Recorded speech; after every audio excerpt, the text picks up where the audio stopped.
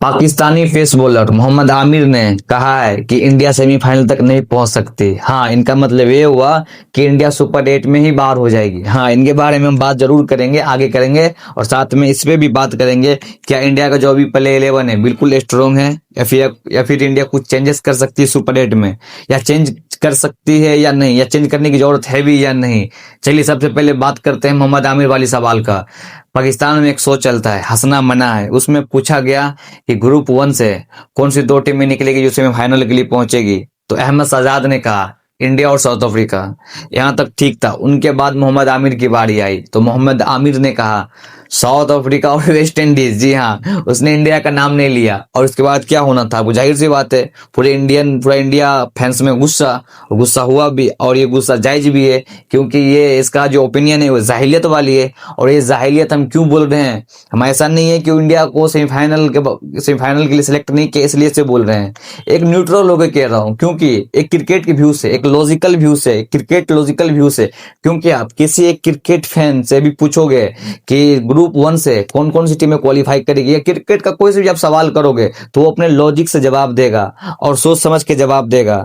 बाकी हमें पता नहीं कि मोहम्मद आबिर लॉजिक का इस्तेमाल करते हैं या नहीं, क्योंकि इंडिया की आप फील्डिंग की बात करो, बॉलिंग की बात करो, pace bowler, spin bowler, middle order, batsman, सारा कुछ जबरदस्त है। और फिलहाल अब भी वर्ल्ड लेवल जो क्रिकेट है उनमें तो कोई तोड़ नहीं है इंडिया का। उनके बावजूद भी उसने कहा है कि इंडिया सेमीफाइनल तक नहीं पहुंच सकती। क्या पता, हो सकता है उसके दिमाग में पाकिस्तान चल रहा हो, वो इंडिया को पाकिस्तान समझ लिया हो, इसलिए क्योंकि पाकिस्तान तो जाहिर सी बात है किसी का ना उम्मीद है ना इतबार है कि वो कभी भी बाहर हो सकती है। तो हो सकता है, इसीलिए ये जो ओपिनियन है इनका ये बिल्कुल ही रॉन्ग और गलत ओपिनियन है, और बिल्कुल ये क्रिकेट लॉजिक वाली ओपिनियन नहीं है।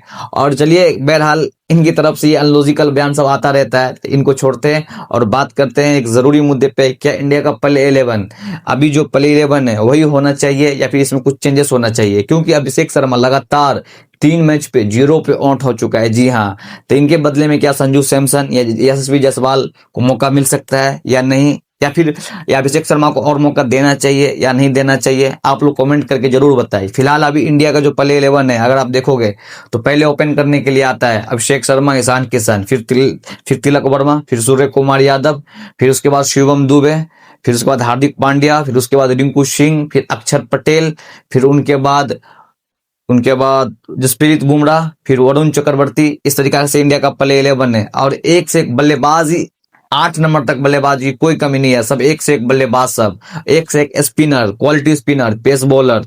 इंडिया के अभी प्ले 11 में कोई दिक्कत नहीं है। लेकिन एक चेंजेस के बारे में आप रहे अभिषेक शर्मा की बात, तो अभिषेक शर्मा पे आप उम्मीद लगा भी सकते हो, नहीं भी लगा सकते हो। ये ओपिनियन देना थोड़ा मुश्किल है अभी, क्योंकि भाई उनमें भी क्वालिटी और स्किल कूट कूट के भरा हुआ है। और जो बाहर बैठे हुए हैं संजू सैमसन, यशस्वी जायसवाल, उसमें भी क्वालिटी कूट कूट के भरा हुआ है। लेकिन बात वहीं पे आके अटक जाती है कि परफॉर्मेंस, जो परफॉर्मेंस देगा वही टिकेगा। तो आप लोग कमेंट करके जरूर बताइए क्या अभिषेक शर्मा को खिलाना चाहिए या फिर संजू सैमसन या यशस्वी जायसवाल में से किसी एक को मौका देना चाहिए। और बाकी प्ले 11 की बात करें तो मेरे ओपिनियन है कि बाकी प्ले 11 अभी ठीक है। और बाकी अगले वीडियो में मैं आप बताऊंगा क्या इंडिया इस प्ले 11 के साथ चैंपियन बन सकती है या नहीं, या फिर इंडिया के जो सफर इस बार चैंपियन बनने की, उनमें कौन कौन सी टीमें हैं जो इंडिया को थोड़ा सा टक्कर दे सकती है या इंडिया के मुकाबले आके खड़ा हो सकती है। ये वीडियो आपको अगले वीडियो में सारी बातों का चर्चा करेंगे और डिटेल में उन सब बातों पे बात करेंगे।